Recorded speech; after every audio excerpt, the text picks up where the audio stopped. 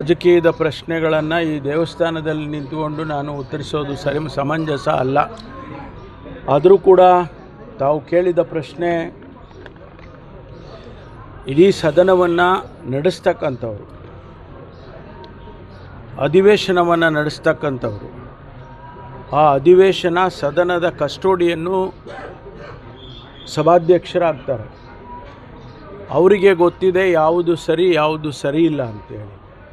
ಹಾಗಾಗಿ ಅವರ ತೀರ್ಮಾನ, ಸದನದಲ್ಲಿ ಆಗಿರ್ತಕ್ಕಂಥ ತೀರ್ಮಾನವನ್ನು ನಾವು ಯಾರೂ ಪ್ರಶ್ನೆ ಮಾಡೋದಕ್ಕೆ ಆಗೋದಿಲ್ಲ. ಹಾಗಾಗಿ ಅದರ ಬಗ್ಗೆ ಹೆಚ್ಚು ವ್ಯಾಖ್ಯಾನವನ್ನು ನಾನು ಮಾಡೋದಕ್ಕೆ ಹೋಗೋದಿಲ್ಲ. ಅದು ಅವರು ತೆಗೆದುಕೊಂಡಿರ್ತಕ್ಕಂಥ ತೀರ್ಮಾನ.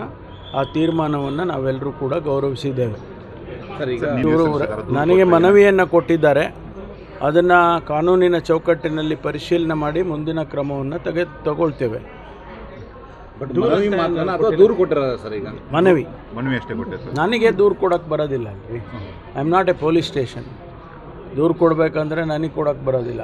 ಅವರು ಮನವಿಯನ್ನು ಕೊಟ್ಟಿದ್ದಾರೆ. ಅದನ್ನು ನೀವು ನ್ಯಾಯಯುತವಾಗಿ ಕಾನೂನಿನ ಚೌಕಟ್ಟಿನಲ್ಲಿ ಪರಿಶೀಲನೆ ಮಾಡಿ ಕ್ರಮ ತಗೊಳ್ತೀವಿ. ಕಾರವಾರ ಜಿಲ್ಲೆಯ ವೀಕ್ಷಣೆಯನ್ನು ಮಾಡೋದಕ್ಕೆ ಬಂದಿದ್ದೇನೆ. ಭಾಳ ದಿವಸದಿಂದ ಅದು ಮುಂದೆ ಹೋಗ್ತಾ ಇತ್ತು. ನಮ್ಮ ಇಲಾಖೆಯ ಕಾರ್ಯಚಟುವಟಿಕೆಗಳನ್ನು, ಈ ಭಾಗದಲ್ಲಿ ಕಾನೂನು ಸುವ್ಯವಸ್ಥೆಯನ್ನು ಯಾವ ರೀತಿ ಮಾಡ್ತಾ ಇದ್ದಾರೆ ಮತ್ತು ಮಾಡಬೇಕು, ಏನೆಲ್ಲ ಸಮಸ್ಯೆಗಳಿದ್ದಾವೆ, ಇದರ ಬಗ್ಗೆ ಚರ್ಚೆ ಮಾಡೋದಕ್ಕೆ ನಾನು ಕಾರವಾರಕ್ಕೆ ಭೇಟಿ ಕೊಟ್ಟಿದ್ದೇನೆ. ಇದೇ ಸಂದರ್ಭದಲ್ಲಿ ನಮ್ಮೆಲ್ಲರಿಗೂ ಕೂಡ ಇಡೀ ವಿಶ್ವಕ್ಕೆ ಒಂದು ರೀತಿಯಲ್ಲಿ ಈ ಗೋಕರ್ಣ, ಅದರ ಇತಿಹಾಸ ತಮಗೆಲ್ಲರಿಗೂ ಗೊತ್ತಿದೆ, ನಮ್ಮೆಲ್ಲರಿಗೂ ಗೊತ್ತಿದೆ. ಇವತ್ತು ಆ ಆತ್ಮಲಿಂಗದ ದರ್ಶನ ಭಾಳ ಜನಕ್ಕೆ ಸುಲಭನಾಗಿ ಸಿಗೋದಿಲ್ಲ. ನಾನು ಕೂಡ ಭಾಳ ಹಿಂದೆ, ಸುಮಾರು 25 ವರ್ಷಗಳ ಹಿಂದೆ ಬಂದಿದ್ದೆ.